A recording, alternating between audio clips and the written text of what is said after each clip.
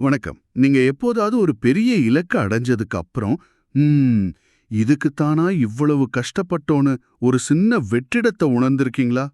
ஆமா. பெரிய வெற்றி கிடைச்ச பிறகும் கூட மனசுல ஒரு அமைதி இல்லாத மாதிரி தோணும். கரெக்ட். இந்த கேள்விக்கு பதில் தேடித்தான் ஓஷோவின் அஷ்டாவக்ர மகா கீதா சொற்பொழிவு தொடர்ல இருந்து 35வது ஆடியோ பதிவை நாம இன்னைக்கு ஆழமா பார்க்க போறோம். இதுல ஜனக மகாராஜா அடைஞ்ச ஒரு ஆழமான அமைதி நிலைய ஓஷோ விளக்குறார் இல்லையா? ஆமா. பொருள் சேர்க்கிறதும் சரி, அதை துறக்கிறதும் சரி, இது ரெண்டுக்கும் அப்பாற்பட்ட உண்மையான நிம்மதி எங்க இருக்குன்னு புரிஞ்சுக்கிறது தான் நம்மளோட நோக்கம். இந்த உரையாடல ஆரம்பிக்கிறதுக்கு ஓஷோ ஒரு அற்புதமான கதை சொல்றார். ஆமா, அந்த அலெக்சாண்டர் கதை. உலகத்தையே ஜெயிக்கணும்னு கிளம்பின மாவீரன் அலெக்சாண்டர் ஒரு விசித்திரமான மலைவாழ் மக்களை சந்திக்கிறான். அந்த சந்திப்பு அவனோட மொத்த வாழ்க்கையோட அர்த்தத்தையே தலைகீழா புரட்டி போடுது. அங்கிருந்து நம்ம பேச்ச தொடங்கலாம். சரி. உலகத்தையே தன் கால் கீழ கொண்டு வரனோடு கிளம்பின அலெக்சாண்டர் ஒரு மலைப்பிரதேசத்துக்கு போறான். அங்கிருந்த பழங்குடியின மக்களை தாக்க உத்தரவு போடுறான். ஆனா அவனுக்கு ஒரு அதிர்ச்சி காத்துட்டு இருக்கு. ஆமா, அந்த மக்கள் ஆயுதங்களோட வரல, இசைக்கருவிகளோட பாட்டு பாடி நடனமாடி அவனை வரவேற்கிறாங்க. அவங்க கிட்ட முறையான உடை கூட இல்ல, சொத்து சுகம் பத்தி எந்த அடையாளமும் இல்ல. போருனா என்னன்னு கூட அவங்களுக்கு தெரியல. இதுவே அலெக்சாண்டருக்கு பெரிய குழப்பத்தை கொடுக்குது. அவங்க தன்னை தலைவரோட குடிசைக்கு கூட்டிட்டு போறாங்க. அங்க அவனுக்கு தங்கத் தட்டுல தங்கத்தால செஞ்ச ரொட்டியும் வைரக் கற்களை காய்கறி மாதிரி வச்சும் பரிமாறப்படுது. இத பார்த்ததும் அலெக்சாண்டருக்கு பயங்கர கோபம் வந்துருது. என்ன அது விளையாட்டு, நான் ஒரு மனுஷன் தங்கத்தையா சாப்பிட முடியும்னு கத்துறான். அந்த இடத்துல அந்த பழங்குடி தலைவர் கேட்ட ஒரு கேள்விதான் இந்த கதையோட உச்சம். மிக அமைதியா அவர் கேக்குறார், ஐயா, சாதாரண ரொட்டியும் காய்கறியும் உங்க நாட்டிலே கிடைக்குதுன்னா அப்புறம் எதுக்காக இவ்ளோ தூரம் பயணம் செஞ்சு இத்தனை 1000 பேரை கொன்னு இவ்ளோ வன்முறையோட இங்க வந்தீங்க? இந்த கேள்வி அலெக்சாண்டர் மேல ஒரு இடி மாதிரி விழுது.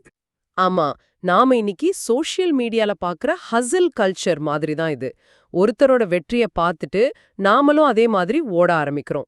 கரெக்ட். அலெக்சாண்டருக்கு உலகம் வேணும், நமக்கு ஒரு மில்லியன் ஃபாலோவர்ஸ் வேணும். ஆனா ரெண்டுமே ஒரே அகப்பசியோட வெளிப்பாடுதான். பசிய போக்காத அந்த தங்க ரொட்டி மாதிரி. நிஜம்தான். அந்த கதை அங்க முடியலையே. இல்ல, அந்த தலைவர் கடைசியா கேக்குறா, உங்க நாட்டுல சூரியன் உதிக்குதான் மழை பெய்தான்னு.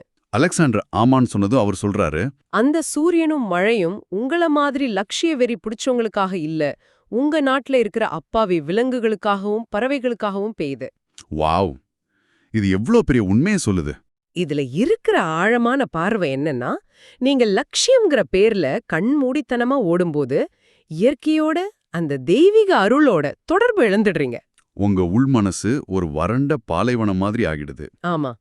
இந்த நிலையில இருந்து எப்படி வெளியே வர்றது? இதுக்குதான் ஜனகர் ஒரு வழியை காட்டுறாரு. சரி, அப்போ இந்த லட்சிய ஓட்டத்துக்கு மாற்று என்ன? எல்லாத்தையும் விட்டுட்டு சும்மா உட்காந்துட முடியுமா? இங்க தான் ஜனகரோட முதல் சூத்திரம் வருதுன்னு நினைக்கிறேன், இல்லையா? ஆமா, அவர் சொல்றாரு, அகிஞ்சன்ய பவம் ஸ்வாஸ்தியம். அதாவது, என்னிடம் பெறுவதற்கு ஒன்றுமில்லை என்ற எண்ணத்தில் பிறக்கும் ஆரோக்கியமான மனநிலை ஒரு துறவிக்கு கூட கிடைப்பது அரிது. அதனால பற்று துறப்பு ரெண்டையும் விட்டுட்டு நான் நிம்மதியா இருக்கேன். இதுல அந்த அகிஞ்சன்யங்கிற வார்த்தை ரொம்ப முக்கியம். அதோட ஆழம் என்ன? அகிஞ்சன்யான்னா ஏழ்மை கிடையாது.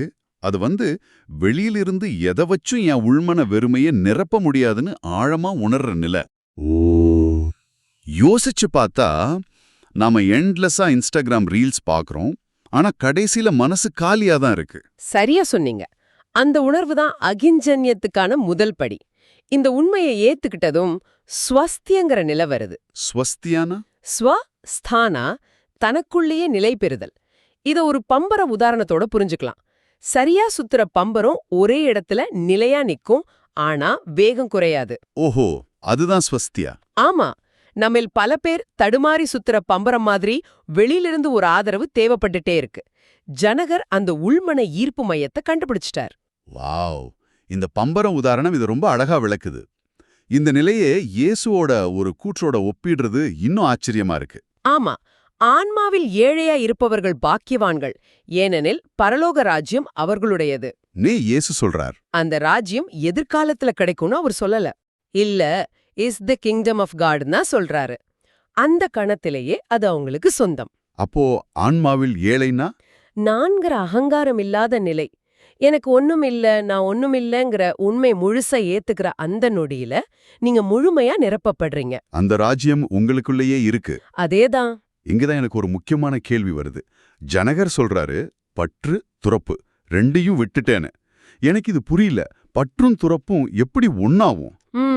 ஒன்னு பொருளை சேர்க்கறது, இன்னொன்னு பொருளை விடுறது. இது ரெண்டும் நேர் எதிர் இல்லையா? இது ஒரு அருமையான கேள்வி. பொதுவா நாம் அப்படிதான் நினைக்கிறோம். ஆனா ஆழமா பார்த்தா ரெண்டுமே ஒரே நாணயத்தோட இரண்டு பக்கங்கள். எப்படி? ஒரு சமணத் துறவியோட கதை இதுக்கு உதாரணமா சொல்லலாம். அந்த துறவி எனக்கு அரசர்களோட தங்க சிம்மாசனம் மேல துளியும் ஆசை இல்லைன்னு ஒரு பாட்டு பாடுறார். இதுல என்ன தப்பு? அவர் தன் துறவு நிலையத்தானே சொல்றார். அங்கதான் விஷயம் இருக்கு. அரசன் எப்பவாவது எனக்கு துறவியோட கிழிஞ்ச துணி மேல ஆசை இல்லைன்னு பாட்டு பாடுறானா? இல்ல. ஆனா துறவி அரசனோட சிம்மாசனத்தை பத்தி பேசுறார் அப்படின்னா என்ன அர்த்தம்? அந்த சிம்மாசனம் இன்னும் அவர் மனசுல ஒரு இடத்தை பிடிச்சிட்டு தான் இருக்கு. கரெக்ட். அத வெறுக்கிறதன் மூலமா அவர் அது கூட ஒரு தொடர்பை வச்சுக்கிட்டே இருக்கார். தனக்குத்தானே சமாதானம் சொல்லிக்கிறார். அட, இது ஆச்சரியமா இருக்கு. நாம எப்பவுமே துறவுன்னா பெரிய விஷயம் நினைப்போம். ஆனா ஆசையை வெறுக்கிறவும் ஒரு விதமான ஆசைதான்னு சொல்றது ஏக்தம் புதுசா இருக்கு. நிச்சயமா. பற்றுக்கு உண்மையான எதிர்ச்சொல் வெறுப்பில்ல, அது விழிப்புணர்வு. இதுக்கு வேற உதாரணமும் இருக்கா? இருக்கு. ஒரு கவிஞன் முதல்ல ஒரு பெண்ணோட அழக புகழ்ந்து அவ கண்ணு முகம்னு கவிதை எழுதுறான். கொஞ்ச நாள் கழிச்சு அவன் துறவி ஆகிடுறான். சரி. இப்போ அதே பெண்ணோட உடம்புல இருக்கிற அழுக்கு, ரத்தம், சதை பத்தி எழுதுறான். நீங்க கவனிச்சு பார்த்தா 2 கவிதைகளோட மையமும் அந்த பெண் தான். அம்மா, முதல்ல பாசிட்டிவ், அப்புறம் நெகட்டிவ். ஆமா, முதல்ல நேர்மறையா இருக்கப்பட்டான், இப்போ எதிர்மறையா இருக்கப்படுறான். ஆனா அவனோட கவனம் இன்னும் அந்த பெண் மேல தான் இருக்கு. அந்த ஈடுபாடு இன்னும் போகல. அப்போ ஜனகரோட நிலை என்ன? அவர் எப்படி இதை கடந்தார்? ஜனகரோட நிலை இந்த உலகத்தையே ஒரு கனவா பாக்குறது. கனவா? ஆமா. நீங்க ஒரு கனவு காண்றீங்கன்னு வச்சுக்கோங்களேன். அதுல ஒரு பெரிய அரண்மனை வருது. அதை பிடிச்சு வச்சுக்கணும்னு உங்களுக்கு தோணாது. அதை விட்டுட்டு ஓடணும்னு தோணாது. ஏன்னா அது கனவுன்னு எனக்கு தெரியும். அதேதான். விழிப்புணர்வு வந்ததும் பற்றும் அர்த்தம் இல்லாம போயிடும், துறப்பும் அர்த்தம் இல்லாம போயிடும். அதுதான் உண்மையான விடுதலை. சரி, பற்று துறப்பு ரெண்டுமே ஒரு விதமான மன விளையாட்டுன்னு புரியுது. ஆனா ஜனகரோட அடுத்த சூத்திரம் இன்னும் குழப்பமா இருக்கு. சொல்லுங்க. செய்யப்படும் எந்த செயலும் உண்மையில் ஆன்மாவால் செய்யப்பட்டது அல்ல என்கிறார். இது கேட்கறதுக்கு கொஞ்சம் பொறுப்பில்லாம இல்லையா? நான் ஒரு முக்கியமான வேலைக்கு முயற்சி பண்ணாம பிரபஞ்சம் பார்த்துக்குன்னு இருந்தா அது நடக்காம போறதுக்கு தானே வாய்ப்பு அதிகம். இது சோம்பேறித்தனத்தை நியாயப்படுத்துற மாதிரி இருக்கு. நீங்க கேக்குறது ரொம்ப சரியான சந்தேகம். பலரும் இத இப்படிதான் தப்பா புரிஞ்சுக்குவாங்க. அப்போ இதோட உண்மையான அர்த்தம் என்ன? இது சோம்பேறித்தனம் பத்தினதில்ல. நான் தான் இத செய்றேன் அப்படிங்கிற அகங்கார சுமைய கைவிடுறத பத்தினது. புரியல. செயல்கள் உங்கள் வழியா நடக்குது, ஆனா அத நீங்க செய்யல. இதை இப்படி கற்பனை பண்ணி பாருங்க. நீங்க ஒரு சினிமா தியேட்டர்ல உட்கார்ந்து படம் பாக்குறீங்க. சரி. திரையில காதல், சண்டை, சோகம்னு எல்லாம் நடக்குது. ஆனா அது எதுவும் உங்களை நேரடியா பாதிக்காது. ஏன்னா நீங்க வெறும் பார்வையாளர். ஓ, சாட்சியா பாக்குறது. அதேதான். ஜனகர் சொல்றது வாழ்க்கையே அந்த மாதிரி ஒரு சாட்சியா இருந்து பாருங்கன்னு தான். செயல்கள் நடக்கும், ஆனா அதோட சுமை உங்க மேல ஒட்டாது. இத நடைமுறையில எப்படி பாக்குறது? இதுக்கு ஓஷோ அவரோட சொந்த வாழ்க்கையிலிருந்தே ஒரு உதாரணம் சொல்றாரு இல்லையா? ஆமா. அவரோட எம்ஏ தேர்வு அனுபவம். அவர் என்ன பண்ணாரு? அவர் எம்ஏ தேர்வுக்கு 3 மாசம் படிக்கவே இல்லையாம். எனக்கு தங்க பதக்கம் கிடைக்க விதி இருந்தா அது கிடைக்கும்னு ஒரு முழுமையான ஒப்படைப்பு உணர்வோட இருந்திருக்கார். இது பொறுப்பின்மை மாதிரி தோணுதே. தோணலாம். ஆனா அதுக்கு பின்னால இருக்கிற உளவியல் ரொம்ப ஆழமானது. நான் படிச்சு, நான் எழுதி, நான் ஜெயிக்கணுங்கிற பதட்டமும் மன அழுத்தமும் அங்க இல்ல. விளைவுகளோட கட்டுப்பாட்டை பிரபஞ்சத்துக்கிட்ட விட்டுட்டார். ஆமா. அவரோட பேராசிரியர் பயந்து போய் கேள்வித்தாளையே கொண்டு வந்து கொடுத்தும் அதை பார்க்க மறுத்துட்டார். கடைசியில அவருக்கு தங்கப்பதக்கம் கிடைச்சது. அப்படியா? இது ஏதோ அற்புதம் கிடையாது. மன அழுத்தம் இல்லாத தெளிவான மனசோட ஒருத்தர் செயல்படும் போது அதோட தரம் எப்படி இருக்கும்னு காட்டுறதுக்கான ஒரு உதாரணம். இதை இன்னும் தெளிவா விளக்க இன்னொரு கதையும் இருக்கு. அந்த தங்கப்பானை கதை. ஆமா. ஒரு பாலத்துக்கு நடுவுல ஒரு தங்க பானை இருக்கு. கண் தெரியாத ஒருத்தர் அந்த பாலத்தை கடக்க வர்றாரு. சும்மாவே நடந்து போயிருந்தா அவர் கால்ல அந்த பானை தட்டுப்பட்டு அதை எடுத்திருப்பாரு. ஆனா திடீர்னு அவருக்கு ஒரு விசித்திரமான எண்ணம் வருது.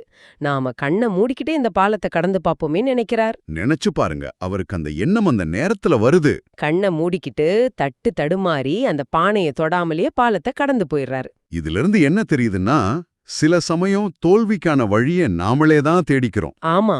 நம்மளோட அதீத முயற்சியும் நான் இதை செஞ்சே ஆகணுங்கிற பிடிவாதமும் தடையா மாறிடுது. செயலை செய்யுங்க, ஆனா நான் செய்கிறேங்கிற எண்ணத்தை கைவிடுங்க. பலனை பிரபஞ்சத்திடம் விட்டுடுங்க.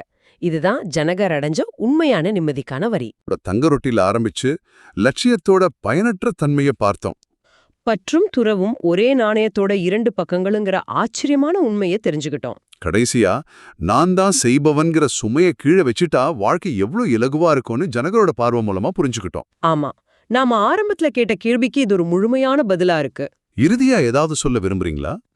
இறுதியா ஒரு அழகான விஷயத்த சொல்லி முடிக்கலாம்னு நினைக்கிறேன். குரு அஷ்டாவக்ரர் ஒரு விதை மாதிரி. ஆனா சீடனான ஜனகரோட வார்த்தைகள் அந்த விதையிலிருந்து பூத்த மலர போல இன்னும் அழகா இருக்குன்னு ஓஷோ சொல்றார். ஓஹோ.